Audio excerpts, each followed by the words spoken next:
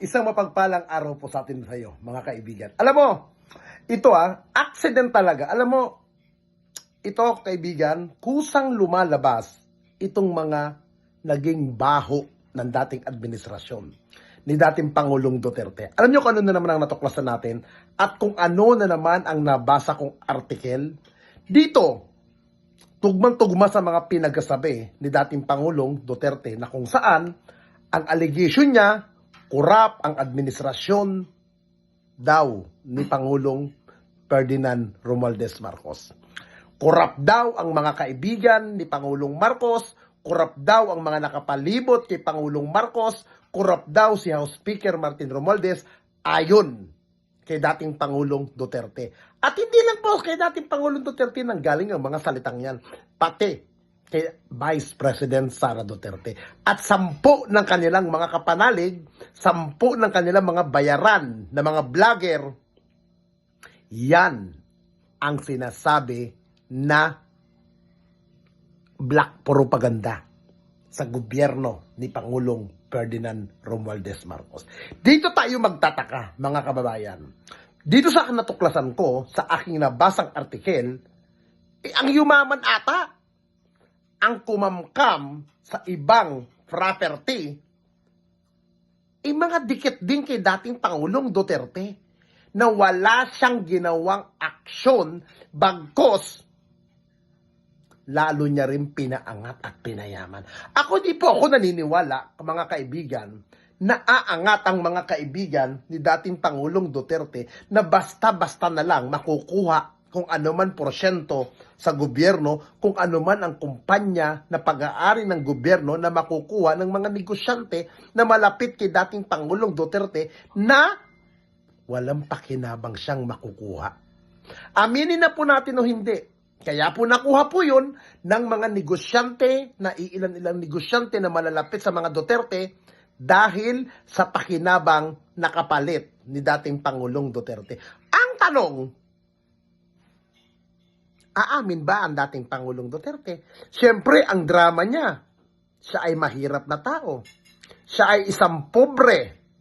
Ganun ba? Ganun kadali ba? Basta't aamin?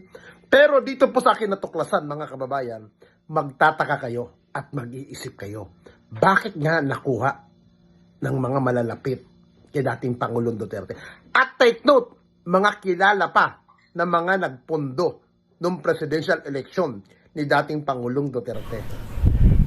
Ngayong araw, akin na pag-alaman na ang pinakamalaking crony agreement o pabor na ibinigay sa kasabwat o kakampi ay hindi nangyari sa panahon ni Gloria Arroyo o kahit na sa panahon ni Marcos. Ito ay nangyari sa ilalim ng administrasyon ni Duterte.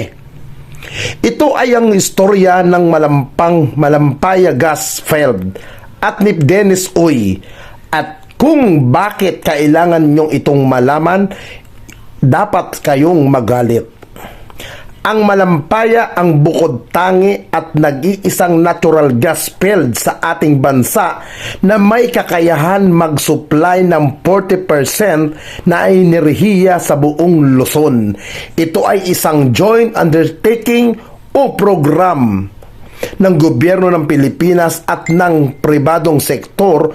Kung ating bubusisiin, ang shares ng Malampaya ay 45%, ang pag-aari ng Chevron 45%, pag-aari ng Shell at 10% naman na pag-aari ng gobyerno. Ngunit kamakailan lamang ang share ng Chevron at ng Shell ay ibinenta sa Odina Corporation na pag-aari ni Dennis Uy, isang malapit na kaibigan o kasabwat ni Duterte at nagsilbi ding major campaign sponsor at backer ni Digong noong eleksyon 2016. Nangangahulugan lamang na pag-aari na ni Dennis Uy ang 90% share sa Malampaya program. Ang ongoing na issue hingil sa transaksyon na ito ay questionable at labag sa mga batas. Ayon sa agreement tungkol sa Malampaya Project ay kung nais ng ibenta ng Chevron at Shell ang kanilang share o interests, kailangan muna nila itong i-alok sa gobyerno ng Pilipinas, bagay na hindi naman nangyari noong administrasyon ni Duterte. Ayon kay Attorney Rudis, isa sa mga nagsampa ng reklamo laban kay Energy Secretary Cossy at kay Dennis Oy, hindi daw naggampanan ng tama ang Department of Energy ang kanilang trabaho at responsibilidad sa pag-aapruba sa pagbebenta ng shares at interest ng mga dating korporasyon sa isang kumpanyang hindi naman pasok sa mga technical, equipment at financial qualification sa paghihawak o pag-manage ng isang natural gas fire. Take note na ang Edina Corporation ay pumasok sa kontratang ito na walang kahit na anong asset man lang at meron pang 100 billion pisong utang o loan. Wala din itong track record o karanasan man lamang sa pag-handle o pagpapatakbo ng operasyon ng isang gas power plant. Sa katotohanan, ni Singkong Duling ay walang inilabas o ibinayad ang Udina sa kanilang pag-acquire o pag-take over sa Malampaya Oil Gas Field ayon kay Attorney Rudis. At bakit ito ay nakakabahala? Number 1, una, dahil ang lahat ay nakabase lamang sa loan o utang, walang mawawala sa Udina. Hindi sila liable o madidiin sa kung anumang pagkakamali dahil walang naman talaga silang investment sa questionabling kasunduan ito.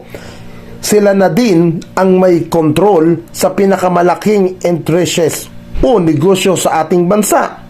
Number 2, nawala nananakawan na lamang at naluloko ng 380 billion peso ang Pilipinas dahil sa Malampaya contract na ito, at ang tunay na nanginginabang dito ay si Dennis Oy dahil sa kanyang pagiging malapit noon kay President Duterte. Number 3, ang Malampaya ay hinahawakan na ng isang kumpanyang wala naman kakayahan na patakbuhin ito ng tama at maayos. Isang pagkakamali lamang, isang gas leak lamang ay maaaring sumira at makapinsala sa malalaking bahagi ng dagat sa Palawan na maaari din umabid hanggan sa dagat sa Batangas. Kung nagalit tayo sa 8 billion peso crony na kontrata sa Parmali, ano pa kaya ang questionabling 138 billion piso na kontratang ito? Ibinigay natin ang isang napakalaking asset ng ating bansa sa isang tao o kumpanya lamang, at dahil sa pangyayaring ito, ibinigay natin kay Dennis Oy ang napakalaking kontrol sa enerhiya oil industry ng Pilipinas. Ang isyong ito sa Malampaya Project ay isang maliwanag na pagnanakaw sa ating likas na yaman. Ayon din kay Attorney Rudis, na pag-alaman nila na may ongoing talk na sa pagitan ng Udina Corporation at ng bansang China tungkol naman sa pagdidevelop o pagtatayo ng mga gas field sa karagatan ng Palawan. At kapag ito ay nangyari, ibig sabihin lamang na malamang sa malamang ay magkakatotoo ang kinakatakutan natin, ang China na ang kokontrol sa sektor ng enerhiya sa ating bansa. Ginawa ko ang post na ito or bidyong ito dahil ang Malampaya issue ay isang usapin pambansa na dapat ay bigyan natin ng importansya. Dapat itong napag-uusapan dahil ito ay isang national concern at kailangan itong ma-report ng media.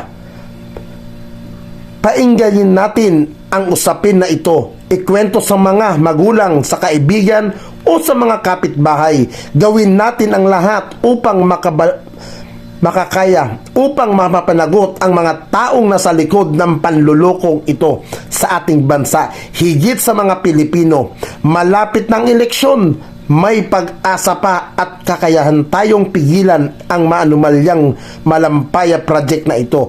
Kaya piliin natin ang mga kandidato tutol sa korupsyon na ito na pinagsisimulan ni Rodrigo Duterte at ni Dennis Oy.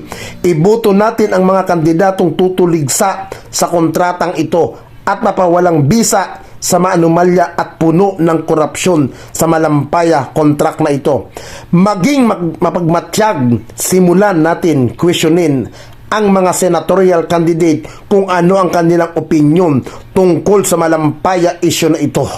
Kababayan, di po ba unti-unting lumalabas ang garapalan nung panahon ni dating Pangulong Duterte? Pag-isipan po natin mga kababayan, papayag ba tayo na maluklok ang mga pro-China, ang mga kapartido ni dating Pangulong Duterte, na sarado ang mga bunganga lahat ng panahon ni Duterte na kung saan mga pinasok ng dating administrasyon ang mga kontratang mga illegal na hindi naman dapat gawin. Ngayon mga kababayan, tayo ang nagdurusa. Nakikinabang ang mga Duterte, nakikinabang ang mga dating namumuno dahil sa ibinigay nilang kapangyarihan, sa ibinigay nilang power, pabor, kapalit ng pagsuporta sa kanila nung last election 2016. Ngayon, ano kaya ang sasabihin ng mga dati na nakapalibot kay dating Pangulong Duterte?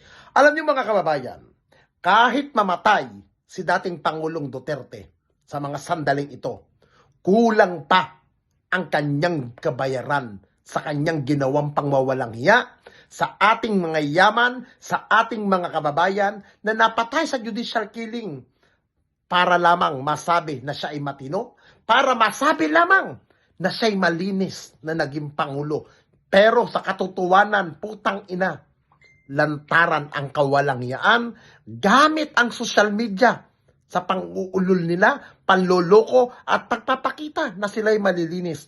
Pero sila'y kung ano-ano ang mga pinagsasabi sa administrasyon ni Pangulong Marcos, bumabalik sa kanilang pagmumuka ang kanilang mga illegal na gawain. Ganyang kawalang hiya ang mga Duterte kababayan. Kaya kung ayaw nyo na tayo'y magkaletse-letse sa Pilipinas, tulungan natin na huwag maipanalo ang mga kandidato ni dating Pangulong Duterte. Ilampaso natin, ipakalat natin ang bidyong ito para malaman ng mga kababayan natin kung ano ang nangyari sa Malampaya Iskandal under Duterte administration.